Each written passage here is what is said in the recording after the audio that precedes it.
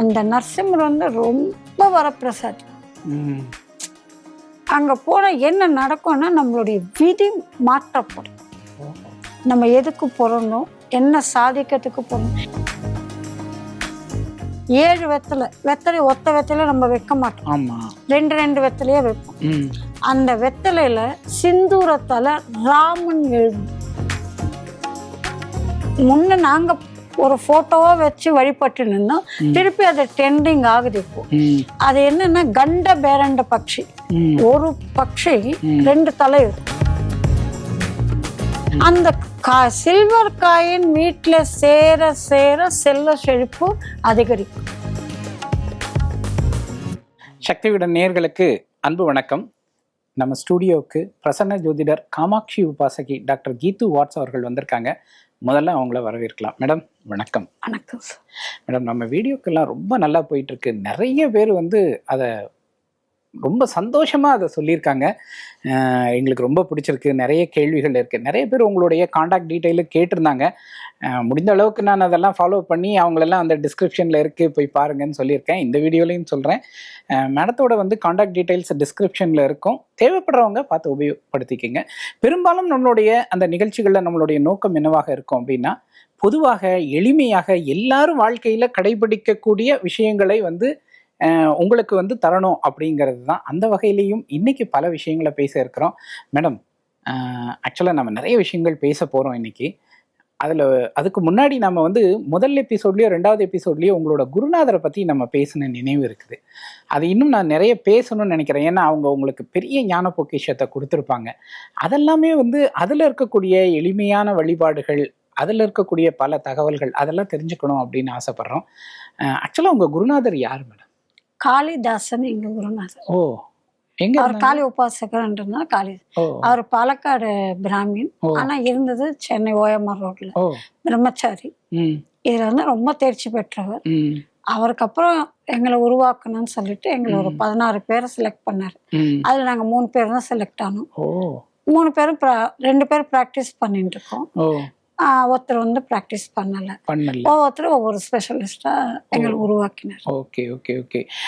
ஆக்சுவலா உங்க குரு உங்களுக்கு கொடுத்திருக்கக்கூடிய ரொம்ப வேல்யூபிளான ஒரு விஷயம் அப்படின்னா அது என்ன சொல்லுவீங்க நீங்க? எனக்கு வேல்யூபிளான விஷயம்னா வரவங்களுக்கு மறைந்து இருந்தது. இப்போ ஒரு காணிக்கை போடுறேன்னு வேண்டிக்கிறாங்க. மறந்து போனதை ஞாபகப்படுத்தி செய்ய வைக்கிறதுல ஸ்பெஷலிஸ்ட் ஆக்கினாங்க. ஓ, சரி சரி. அது அதுல அப்புறம் குலதெய்வத்தை கண்டுபிடிக்கிறதுல ஸ்பெஷலிஸ்ட் ஆக்கினாங்க. ஓகே. என்ன நாங்கெல்லாம் அதே மாதிரி பித்ருதோஷம், அந்த பித்ருதோஷத்தை எதுல பாக்குறது? தாம்பூல பிரசனத்துல பாக்குறதா அல்லது தீப பிரச்சனத்துல பாக்கணுமா, சோழி பிரச்சனத்துல 3 வித பிரச்சனம் பாக்குறேன். அதுல சொல்லி கொடுத்தேன். முதல்ல வந்து நான் வந்து 7 வருஷம் படிச்சதுல முதல் வருஷம் அவர் அனுப்பிச்ச கோவில்கள் தான் ரொம்ப பிரசித்தி.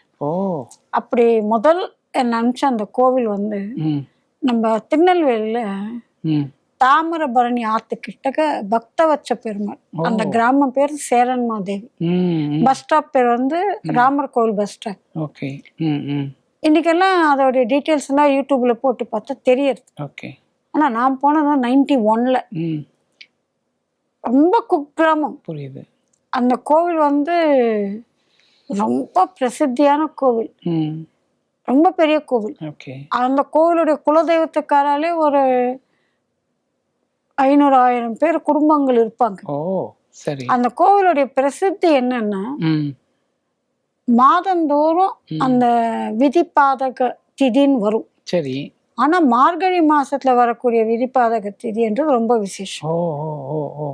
முதல்ல அந்த கோவிலுக்கு போக சொன்னேன். அந்த கோவிலுடைய ஹிஸ்டரி என்னன்னா, கலியுகம் பிறந்துடுச்சு. இப்ப எல்லாரும் வந்து பாவத்தை போக்கிக்கிறதுக்கு கங்கையில போய் குளிக்க போறாரு. அப்போ மகாவிஷ்ணு கிட்ட கங்கா, யமுனா, சரஸ்வதி 7 நதிகளும் அவர்கள்லாம் வந்து எங்க பாவத்தை கழிச்சுனாங்க. எங்க பாவத்தை எங்க கழிக்கிறதுன்னு சொல்லி கேட்கிறப்போ, கவலைப்படாதீங்க, திருநெல்வேலியில தாமிரபரணி ஆறுக்கிட்டு பக்தவச்சலன்னா நான் இருப்பேன்.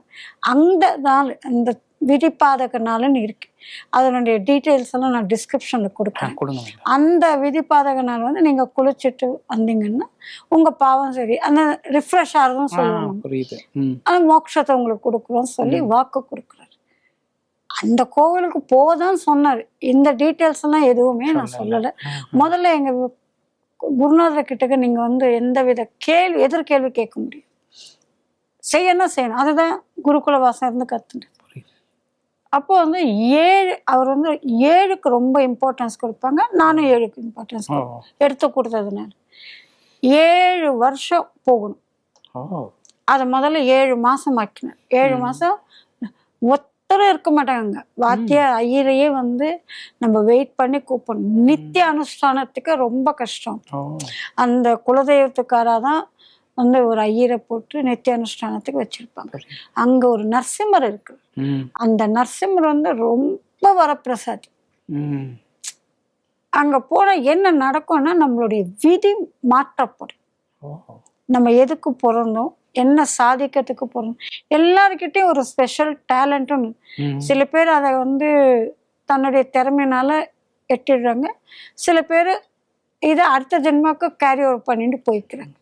அதை மாற்றக்கூடிய அதுவும் இன்னொன்று, நான் போகிறப்போ என்னுடைய வயசு வந்து 26 இல்லை 27 இருக்கும். அதுக்கு முன்னாடி அந்த கோவிலை பற்றி எனக்கு ஒன்றுமே தெரியாது. இவர் எதுக்கு அந்த கோவிலுக்கு அனுப்பிச்சாங்க, படிப்பு முடிச்சு வெளியில வர்றப்பதான் சொன்னேன், இதுதான் விதி, இதுக்கு தான் நீ பிறந்த, இதை மாத்துறதுக்கு தான் நான் அந்த கோவிலுக்கு ஒன்று அனுப்பிச்சேன். புரியுது. அது ஒண்ணுமே தெரியாது. இங்கேருந்து ஏறி போய் அங்கே ஆத்தங்கல்ல குடிக்கிறது, சுவாமியை பார்க்கறது, திருசுவம் கொடுக்கறது, நரசிம்மரை 12 பிரதட்சணம் பண்றது, அன்னைக்கு ஒரு நாள் ராத்திரி பொழுது தங்கிட்டு மறுநாள் கிளம்பி, இதெல்லாம் எனக்கு டியூட்டியா இருந்தது. அந்த மாதிரி பல விஷயங்கள் சொல்லி கொடுத்துருக்காரு. இன்னொன்று, வேலையில உபாதைகள், ப்ரமோஷன் தடைப்படுறது, டிரான்ஸ்ஃபர் கேட்டால் கிடைக்க மாட்டேன், இதுக்கெல்லாம் ஒரு எளிய பரிகாரம் சொல்லுவார். அனுமருக்கு பண்றது 7 வெத்தலை. திருப்பி வந்து நான் 7 வெத்தலைன்னு சொல்றது, 7 வந்து ஒரு இம்பார்ட்டன்ஸா கொடுப்பாரு. 7 வெத்தலை ஒத்த வெத்தலை நம்ம வைக்க மாட்டோம், 2 வெத்தலையே வைப்போம்.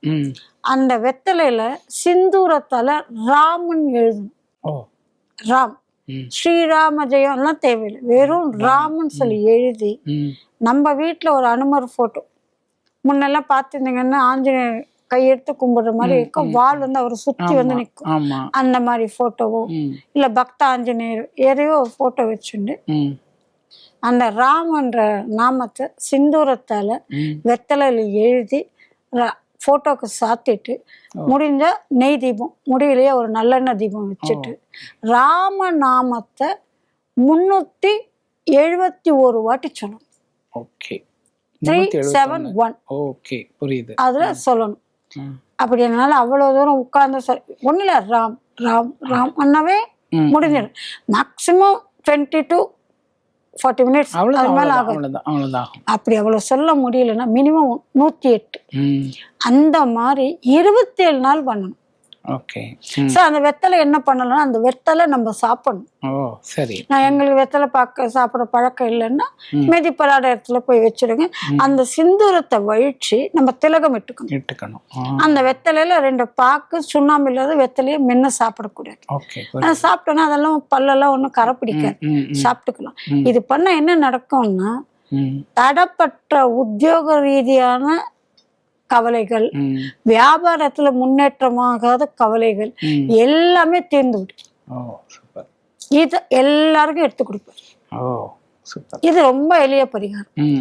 அந்த 27 நாள் முடிஞ்ச உடனே பக்கத்துல இருக்க ஆஞ்சநேயர் கோவில் போக சொல்லுவாரு. உங்க சக்திக்கு மினிமம் ஒரு 1/4 கிலோ வெண்ணெய் வாங்கி கொடுத்து பூஜையை முடிச்சுக்கோன்னு சொல்லுவாங்க. இது ஒரு வாட்டி பண்ணாங்கன்னா எந்த தடையை நீக்க சொல்லி கேட்டாங்களோ அந்த தடை அவங்க வாழ்நாள திருப்பி வராது.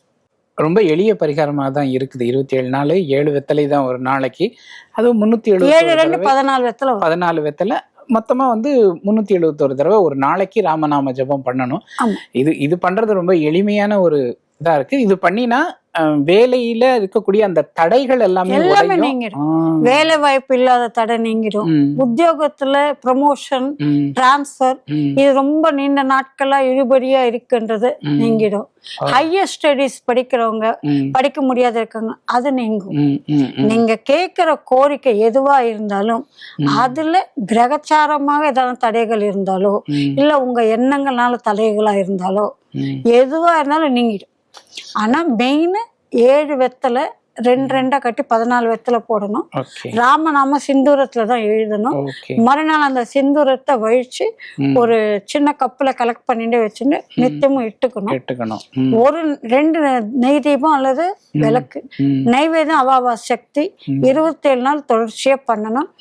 காலையில தான் பண்ணணும், சாயந்தரம் பண்ணக்கூடாது, காலை வேலையில தான் பண்ணணும். இதெல்லாம் இதுல கண்டிஷன் இருக்கு. ஆமா, 27 நாள் முடிஞ்ச உடனே பக்கத்துல இருக்க ஆஞ்சநேயருக்கு ஒரு வெண்ணெய் வாங்கி கொடுக்கும். Very good. ரொம்ப எளிமையான ஒரு பரிகாரமா தான் இருக்கு. எல்லாருமே முயற்சி பண்ணலாம். ஏன்னா எல்லாருக்குமே ஏதாவது ஒரு தடை இருந்துகிட்டே தான் இருக்கும். இதே போல ஒரு அற்புதமான ஒரு கோவில் சொன்னீங்க, ராமர் கோவில் சொன்னீங்க, சேரன் மகாதேவி பக்கத்துல. இதே போல வேற கோவில்கள், அதோட மகத்துவங்கள் சொல்லி. காக்கலூர் ஆஞ்சநேய சுவாமி கோவில். அது திருவள்ளூர் காக்கலூர் ஆஞ்சநேய சுவாமி பிரசித்தி எதுக்குன்னா படிப்பு. தடப்பட்டு குழந்தைங்க 8th வரைக்கும் நல்ல மார்க்ஸ் எடுத்தாங்க. அதுக்கப்புறம் ஏதோ டிவிஷனால ஒரு 10th மார்க்ஸ் கம்மியா இருக்காங்க. அவங்க ஜீவிதம் என்னமா இருக்குமோ கவலைப்படுறது. படிப்புக்கோசரம் அந்த காக்கலூர் ஆஞ்சநேயர் பிரசித்தி. கல்யாணம் ஆகாதவங்களுக்கோசம் பிரசித்தி. இன்னொன்னு கணவன் மனைவிக்குள்ள ஒற்றுமையை ஏற்படுத்தக்கூடியதுல பிரசித்தி அந்த ஆஞ்சநேயர். அது நீங்க 5 வாரம் போகலாம், 7 வாரம் போகலாம், 12 வாரம் போகலாம். உங்க சக்தி நீங்க அங்க என்ன பண்ணணும்னு நினைக்கிறீங்களோ அதை பண்ணிக்கலாம். இது பண்ணணும், விளக்கேற்றணும், வெத்தலை மாலை போடணும், அதெல்லாம் ஒண்ணுமே சொல்ல மாட்டேன். போகலாம் காக்கலூர் ஆஞ்சநேய சுவாமி கோவில். அதே மாதிரி முன்ன நாங்க ஒரு போட்டோவா வச்சு வழிபட்டு நின்னோம். திருப்பி அது ட்ரெண்டிங் ஆகுது இப்போ. அது என்னன்னா கண்ட பேரண்ட பட்சி. ஒரு பட்சி 2 தலை இருக்கும். ஒரு நரசிம்மருக்கு 10 மடங்கு சக்தி இருக்குன்னா அந்த கண்ட பேரண்ட பட்சிக்கு பல மடங்கு சக்தி. சரி. 4 கால்கள், 2 தலைகள், 4 கண்கள், அந்த மாதிரி இருக்கும். எங்க குருநாதர் இந்த உடம்புல படுத்துட்டு இருக்காங்க. சின்ன வயசுலயே ஸ்ட்ரோக் வந்துட்டு அப்படியே நில குழஞ்சு போனவங்களுக்கு இந்த கண்டபேரண்ட பட்சி அவர் போட்டோஸ் வச்சிருப்பாரு. அதை ஜெராக்ஸ் எடுத்துக்க சொல்லி திருப்பி கேட்டு வாங்கிப்பாரு. அந்த கண்டபேரண்ட பட்சியை செவ்வாய்க்கிழமை அன்னைக்கு ராகு கால நேரத்துல திருப்பி 5 தீபம் ஏற்ற சொல்லுவார். வீட்லயே வச்சு பண்ணலாம். ஆமா, கண்டபேரண்ட பட்சிக்கு 5 தீபம் ஏற்ற சொல்லுவாரு. அது ஒரு 7 வாரம் பண்ண சொல்லிட்டு 7வது வாரம் வாசப்படியில என்ட்ரன்ஸ்ல அந்த போட்டோவை மாட்ட சொல்லுவாரு. இதுக்கு சாம்பிராணி ரொம்ப உகந்தது. இது பூஜை அர்ச்சனை ஒண்ணுமே தேவையில்லை, விளக்கு கூட தேவையில்லை. அந்த வாசப்படியில ஏத்தணும்ன்றது கிடையாது. நீங்க 7 வாரம் பூஜை பண்ணிட்டு மாட்டினாவே போதும், அந்த போட்டோக்கு சக்தி வந்துடும். என்னன்னா எந்த வித நெகட்டிவ் ஃபோர்ஸ் உள்ள வராது. திருஷ்டி உபாதைகள், இந்த சோம்பல் இருக்கு இல்லையா, மனசோம்பல், மனசோம்பலை எடுத்துடும். டேலண்ட் இருக்கு, எல்லாமே இருக்கு. இந்த மனசம் இப்போ அந்த கண்டபேரண்ட பட்சின்றது எல்லாரும் டாலரா போட்டு இருக்குது பாக்குறேன். அத போட்டோவா வாங்கி பூஜை பண்ணீங்கன்னா இன்னும் நல்லா பிரசித்தி. இந்த மாதிரி நிறைய விஷயங்கள்.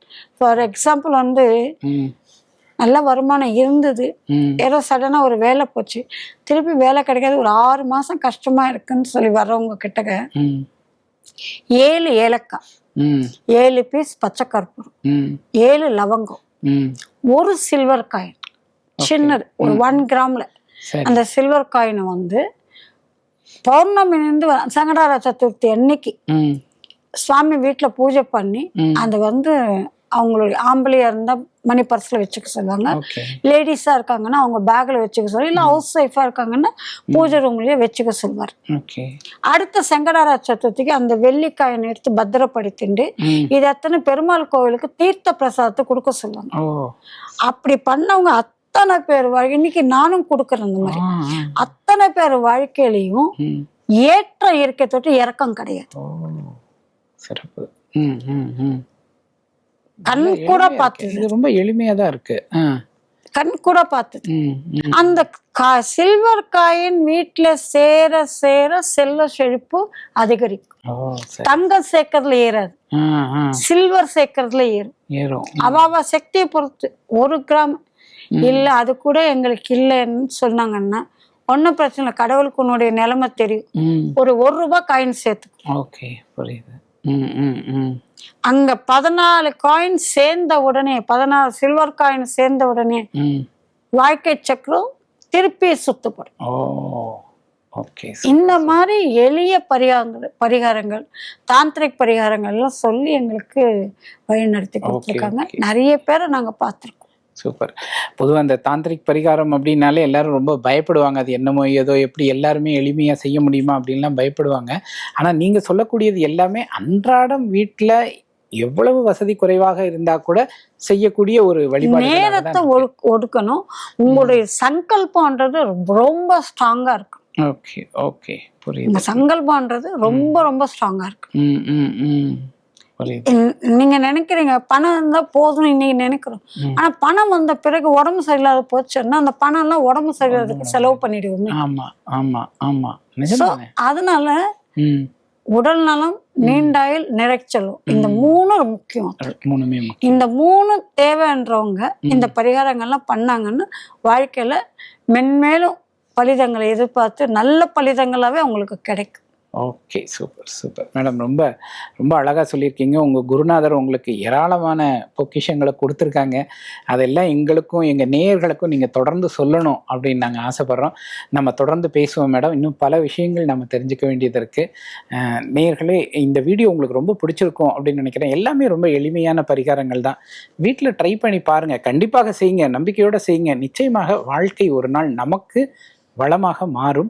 இந்த வீடியோ பிடிச்சிருந்ததுன்னா லைக் பண்ணுங்கள், கமெண்ட் பண்ணுங்கள், ஷேர் பண்ணுங்கள், நிறைய ஷேர் பண்ணுங்கள். இது வரைக்கும் நீங்கள் சக்தி விகடன் சேனலை சப்ஸ்கிரைப் பண்ணாமல் இருந்தீங்கன்னா மறக்காமல் சப்ஸ்கிரைப் பண்ணுங்கள். மற்றும் ஒரு வீடியோவில் சந்திப்போம் மேடம். நன்றி.